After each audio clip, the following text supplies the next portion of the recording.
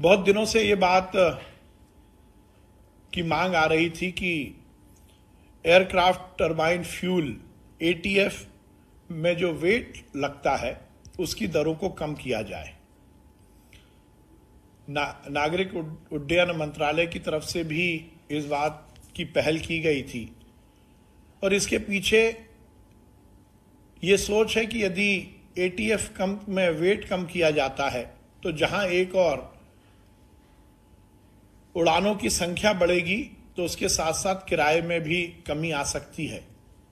मध्य प्रदेश में अभी अलग अलग शहरों में वेट की दर एटीएफ पर अलग थी।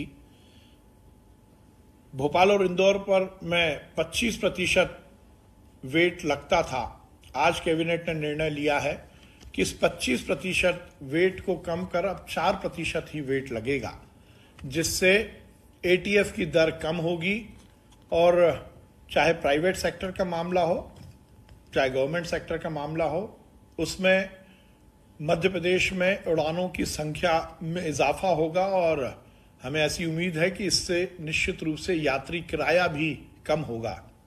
मध्य प्रदेश में विभिन्न शहरों में अब प्राइवेट सेक्टर की जो कंपनियां नागरिक विमानन मंत्रालय के अंतर्गत काम करती हैं वो अपनी फ्लाइट्स बढ़ाएंगी, जिससे मध्य प्रदेश में जहां एक और पर्यटन के क्षेत्र में इजाफा होगा तो उसके साथ ही आम नागरिकों को भी इसका लाभ मिलेगा। ये एक बहुत ही महत्वाकांक्षी निर्णय आज मध्य प्रदेश की कैबिनेट में हुआ है। अब एटीएफ पर, एयरक्राफ्ट टरबाइन फ्यूल पर वेट 4% लगेगा, जो पहले 25% लगता था। माननीय मुख्यमंत्री जी ने विगत दिनों जबलपुर में राजा शंकर शाह म्यूजियम के निर्माण की घोषणा की थी।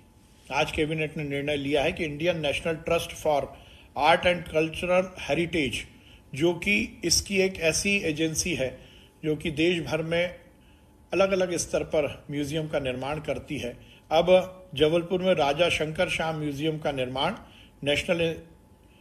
Indian national trust for art and cultural heritage करेगी। आज उसको निर्माण एजेंसी बनाया गया है। एक महत्वाकांक्षी निर्णय कैबिनेट की बैठक में हुआ है। सीएसआर और सीआईआर जो फंड है वो अब वन समितियों, वन प्रबंधन समितियों के माध्यम से वृक्षारोपण के लिए भी उपयोग में आ सकेगा। यह निर्णय लिया गया है कि यदि कोई भी कंपनी अपना सीएसआर और सीईआर फंड वृक्षारोपण के लिए लगाना चाहती है तो वन समितियों के माध्यम से वो ये पैसा खर्च कर सकेगी।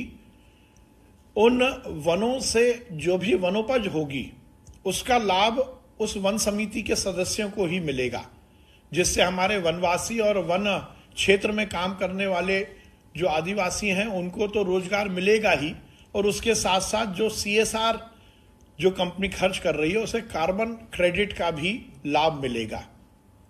इस निर्णय से बहुत दूरगामी परिणाम आने का हमें लगता है कि दूरगामी परिणाम आएंगे।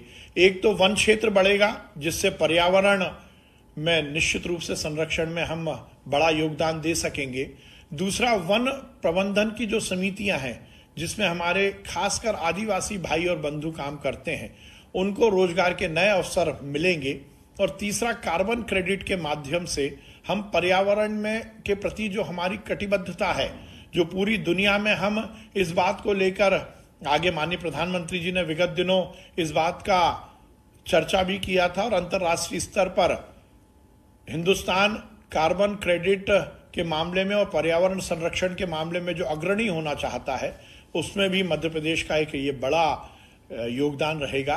ये निर्णय भी आज कैबिनेट की बैठक में किया गया है।